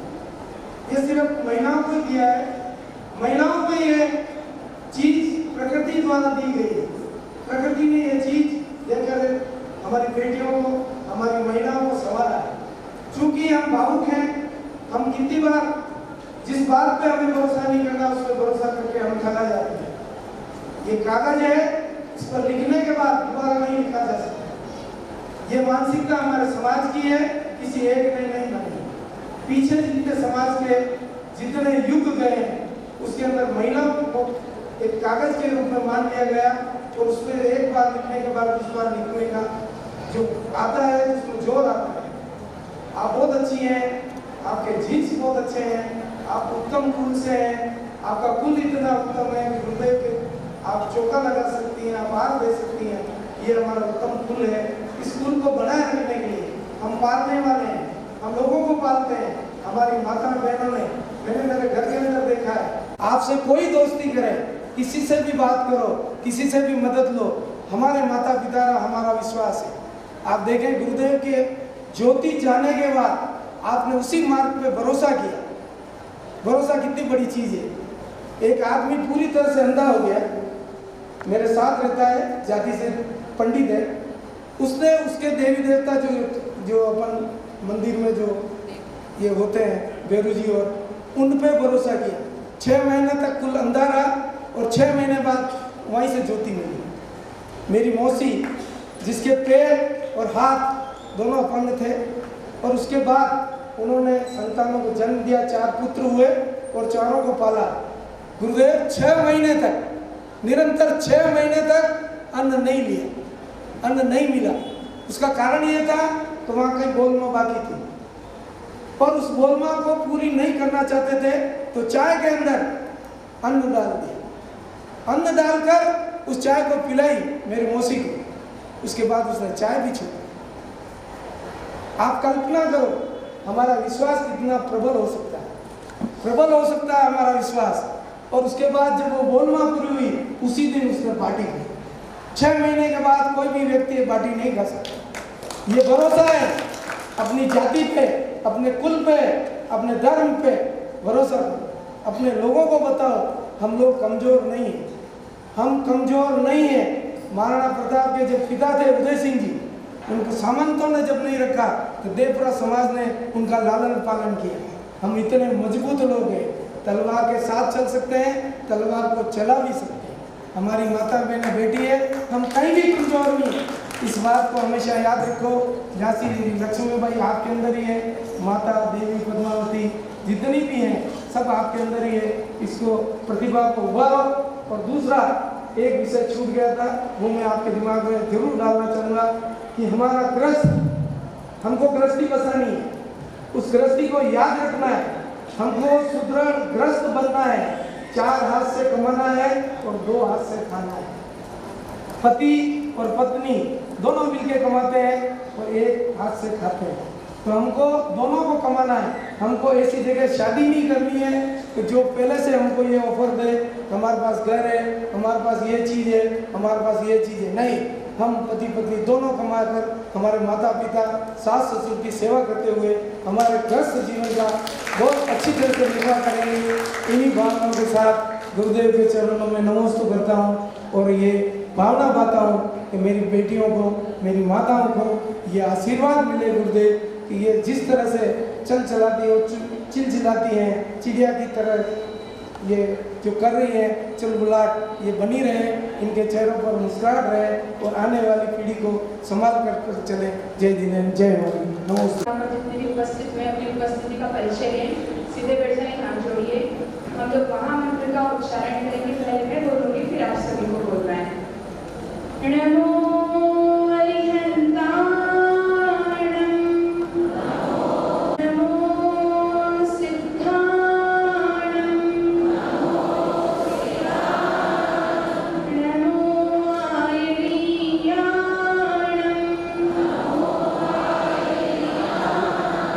नमो वज्रायाणं,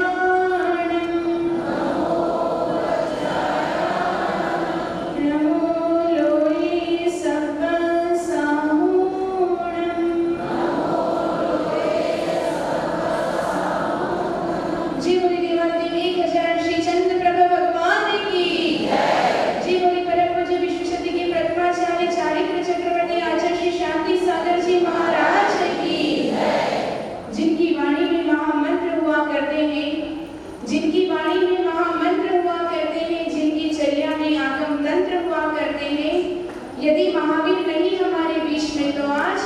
हमें महावीर तो आचार्य श्री वर्तमान सागर संत हुआ करते हैं। जी बोले परम पूज्य वात्सल्यवादी आचार्य गुरुवर श्री वर्तमान सागर जी महाराज की श्रीमद जैन धर्म की।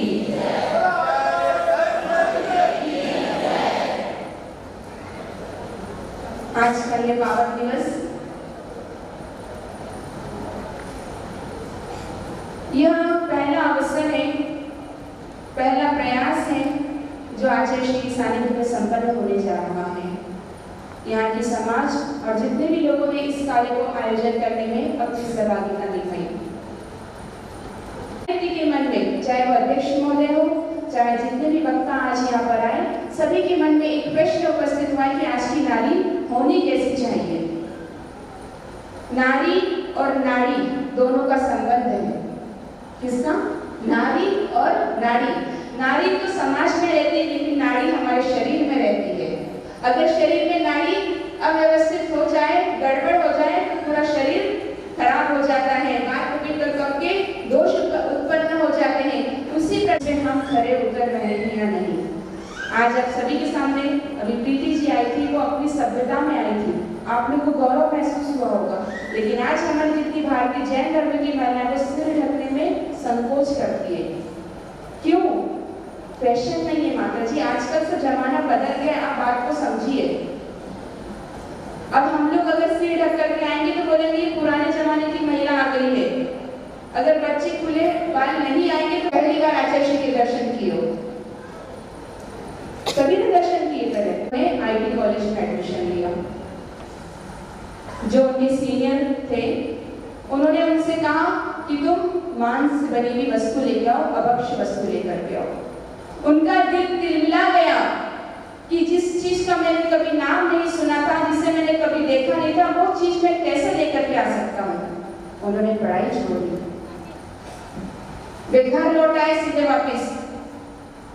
पिताजी के गुस्से का शिकार होने पड़ा कि तुम्हारा इतनी मुश्किल से तो एडमिशन हुआ था और तुम पढ़ाई छोड़ करके आ गए। उन्होंने बोला मैं धर्म को नहीं छोड़ सकता, मुझे जो आपने संस्कार दिए हैं वो मैं नहीं छोड़ सकता। मैं पढ़ाई तो और कहीं भी कर लूंगा। अगर वो उस समय उस कॉलेज से आईटी करते तो आज पता नहीं कितने बड़े पद पर होते, लेकिन उन्होंने पंथ को नहीं छोड़ा, अपने धर्म को नहीं छोड़ा। वो कायदे में रहे तो फायदे में रहे, और आज सभी आपके सामने आचार्य श्री वर्तमान सागर जी महाराज जी बन करके बैठे हुए हैं। तो ये संस्कारों का महत्व है।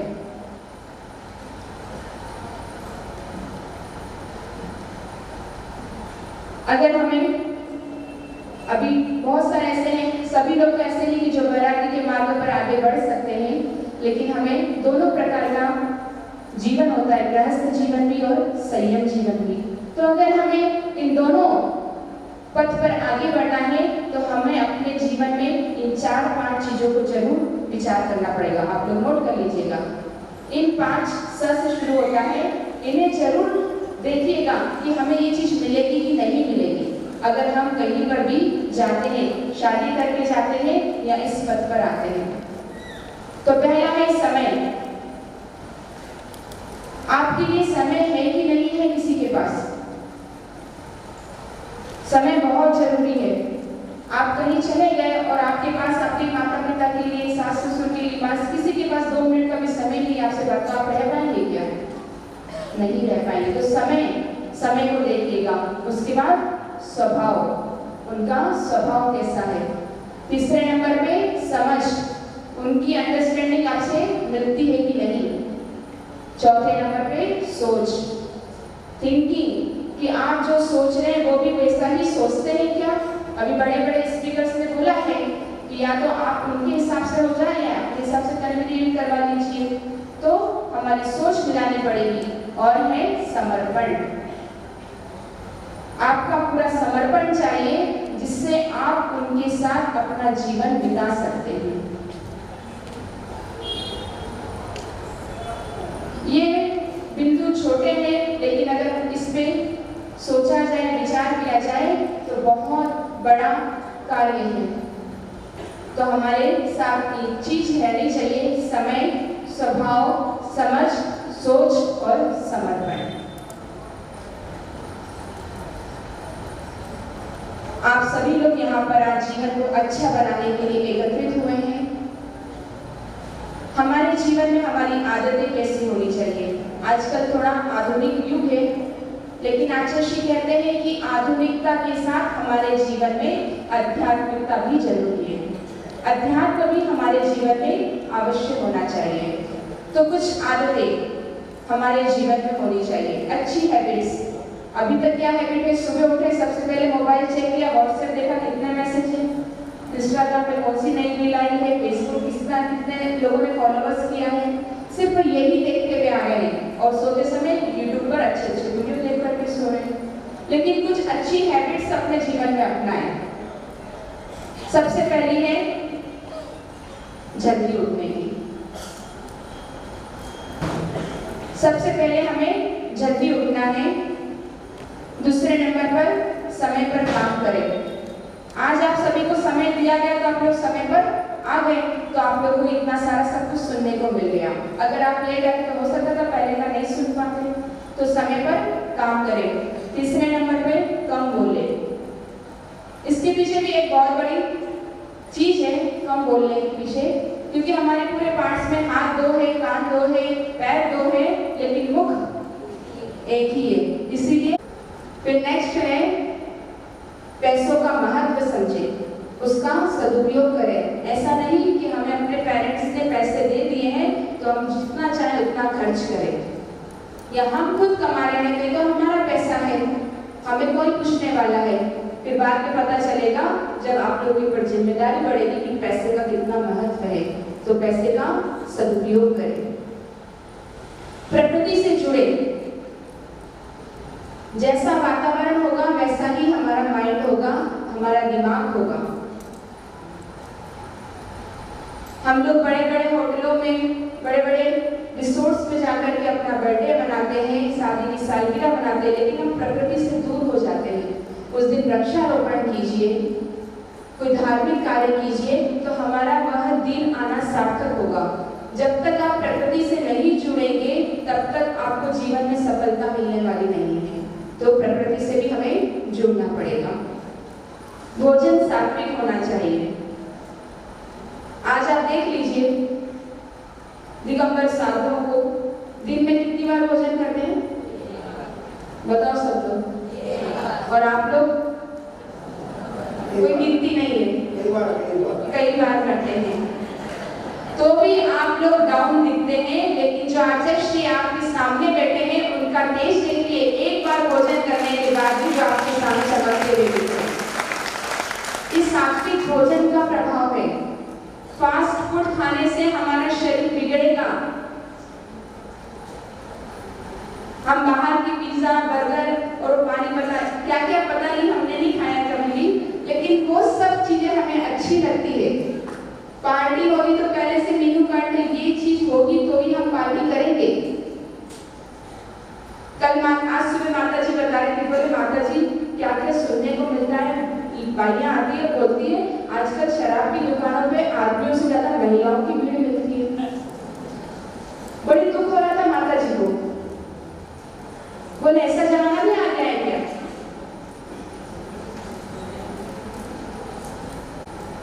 तो सात्विक भोजन हमें हमारे जीवन में अपनाना चाहिए। अपने से बड़ों का सम्मान करें। ये बड़े ही आपके लिए सबसे ज्यादा ऊर्जा देने वाले हैं। जब आप बड़ों का आशीर्वाद लेंगे तो आपको ब्लेसिंग मिलेगी, आशीर्वाद मिलेगा जिससे आपका हर कार्य सफल होगा।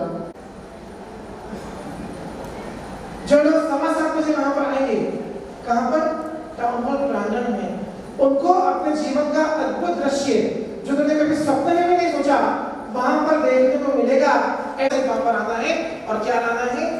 क्योंकि आचार्य श्री का चातुर्मास उदयपुर में घोषित तो हो चुका है, लेकिन कहां पर होगा, कहां के भाग्य खिलेंगे, कहां का स्वर्णिम सौभाग्य जगेगा, इसका जजमेंट निर्णय परसों 25 तारीख की सभा में होगा।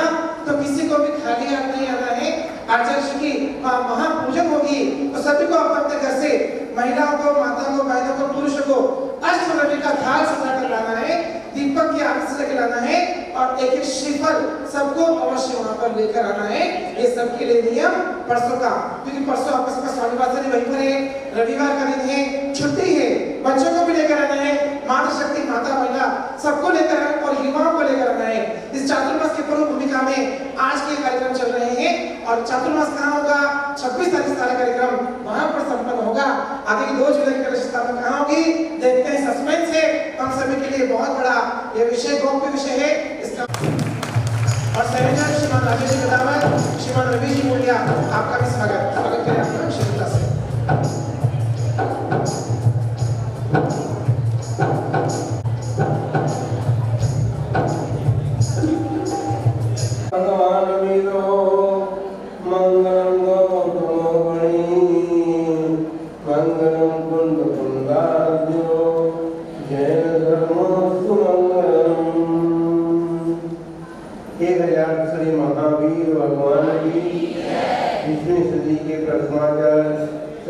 चक्रवर्ती आचार्य श्री शांति सागर जी महाराज की, परम पूज्य आचार्य श्री वीर सागर जी महाराज की, परम पूज्य आचार्य श्री शिव सागर जी महाराज की, परम पूज्य दीक्षा गुरुवाणी आचार्य श्री धर्म सागर जी महाराज की, परम पूज्य आचार्य श्री अजीत सागर जी महाराज की, परम पूज्य शिक्षा गुरुवाणी आचार्य श्री सुर सागर जी महाराज की, श्रीमद जैन धर्म की वर्ग के लिए एक कार्यक्रम आज हुआ है। नाना नानी जो भी बड़े ग्रह अपने पुराने हैं उनके लिए आपके मन में ये भावना होनी चाहिए कि उनके जीवन से जो अनुभव हमें प्राप्त होंगे वो हमारे जीवन का निर्माण करने में कारण बनेंगे। इसलिए आजकल महिला वर्ग जो है इस बच्चियों के लिए सामने कार्यक्रम हुआ था विशेष, लेकिन महिला वर्ग जो है वो एकल परिवार में ज्यादा विश्वास रखते हैं। लेकिन अभी हमारे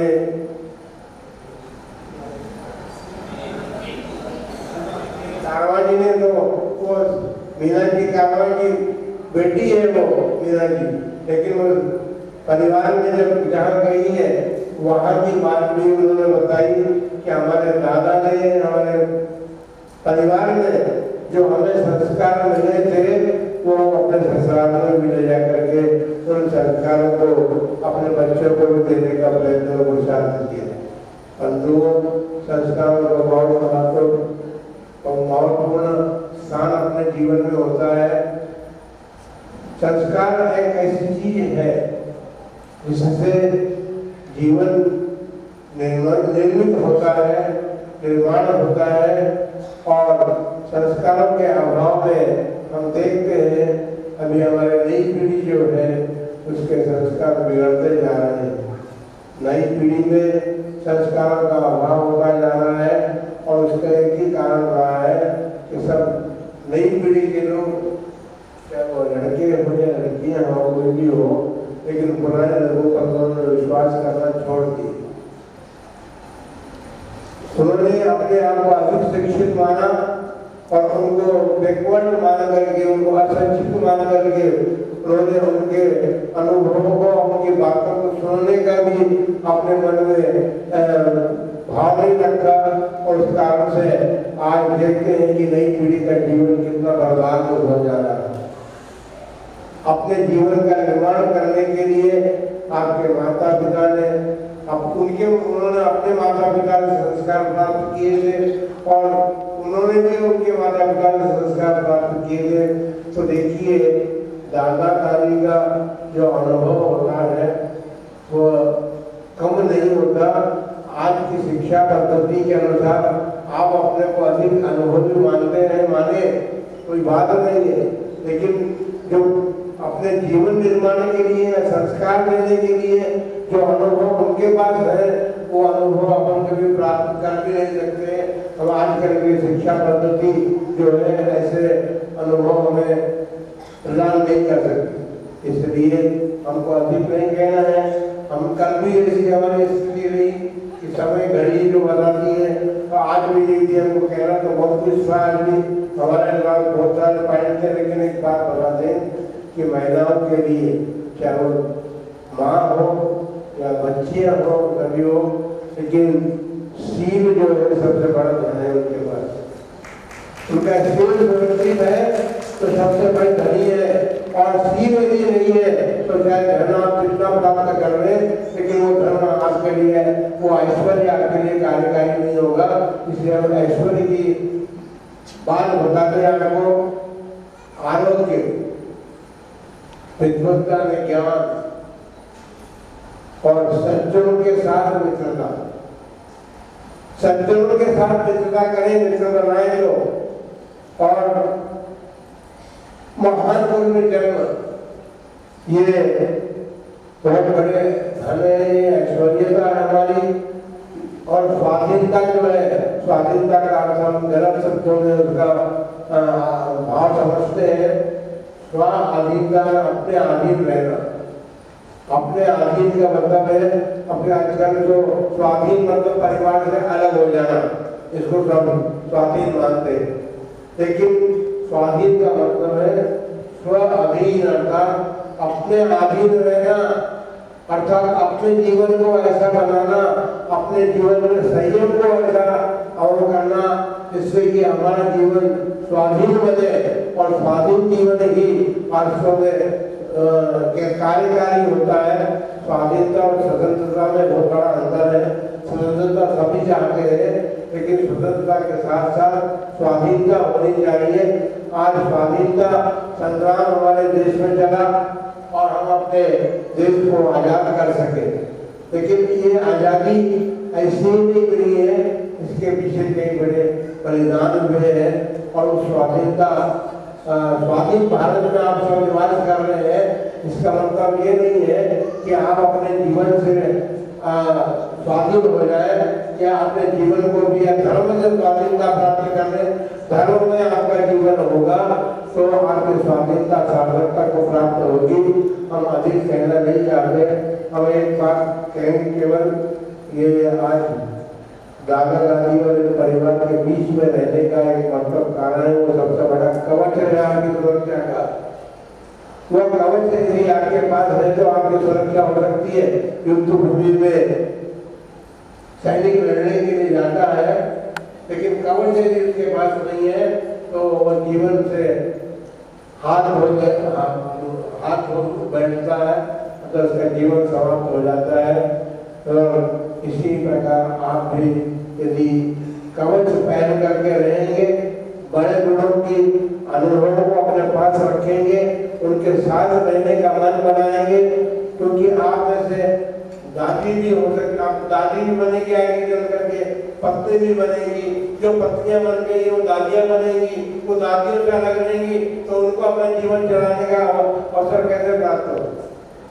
जो दादियां मतलब माता बनी है, वो आगे चल के दादियां भी बनेगी, उनको अपने बच्चों को संस्कार देना है। तो इस प्रकार से अपने जीवन को जब हम संस्कारित करेंगे तो अपने भावी पीढ़ी को भी हम संस्कारित कर सकेंगे। अंतिम बात, विवाह, विवाह संबंध जो है अपनी स्वेच्छा से नहीं करें, हमें जो इष्ट है वो नहीं करें। ये ध्यान रखना है। अपनी बात को समझाने की बात कर रहे हैं, वो अपने दादा दादी सबको समझा सकते हैं, लेकिन सबसे बड़ी बात यह है कि आप ये अपने मन में संकल्प रखें कि हम विवाह करेंगे तो अपने दादा दादी या माता पिता के कारण जो वो जगह मिलेगी। उदाहरण है अपने शास्त्र में महिला सुंदरी का, पिता ने जब उन्होंने कहा कि आप जगह कर देंगे वह ठीक है, तो पिता ने भी थोड़ा सा अपने मानसिकता को बदला, कोड़ी पति के साथ उसका संबंध कर दिया। लेकिन उस महिला सुंदरी ने कोड़ी पति को भी सुंदर बना करके अपने धर्म के आधार पर उसे चक्र का विधान करके और उसने अपने कौड़ी पति को भी सुंदर बना करके उसके साथ जीवन जिया है। तो आपको ये ध्यान रखना है कि अपने दादा दादी है, माता पिता जो भी है, उनकी इच्छा के बिना आप अपने जीवन का निर्माण, अपने जीवन का संबंध बनाने का निर्णय स्वयं नहीं करें।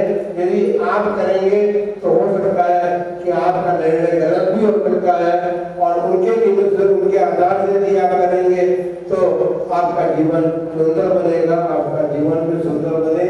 और आप सभी लोग, ये महिला वर्ग सब सब कहना है, ये बच्चियों से नहीं कहना, केवल आप सबसे भी कहना है कि आप एकल परिवार की संस्कृति को छोड़कर भूल जाए और अपने परिवारों के बीच में ही रहने का प्रयत्न और प्रोत्साहन करेंगे तो आपका जीवन भी सुसंस्कारित चलेगा, और सुसंस्कारित जीवन से आप अपने भावी पीढ़ी को भी संस्कार दे सकेंगे। इन्हीं मंगल भावनाओं के साथ आप सबके लिए मंगल आशीर्वाद कि आपका जीवन सुंदर बने और आप अपने जीवन को संस्कारित बना करके अपनी भावी पीढ़ी को भी संस्कार देने का प्रयत्न और प्रोत्साहन कर सके, ऐसा हमारा मानना है। और जय बोलो महावीर भगवान। जय हिंद, जय मेवाड़। प्लीज मेरे YouTube चैनल को सब्सक्राइब जरूर करें। Thank you.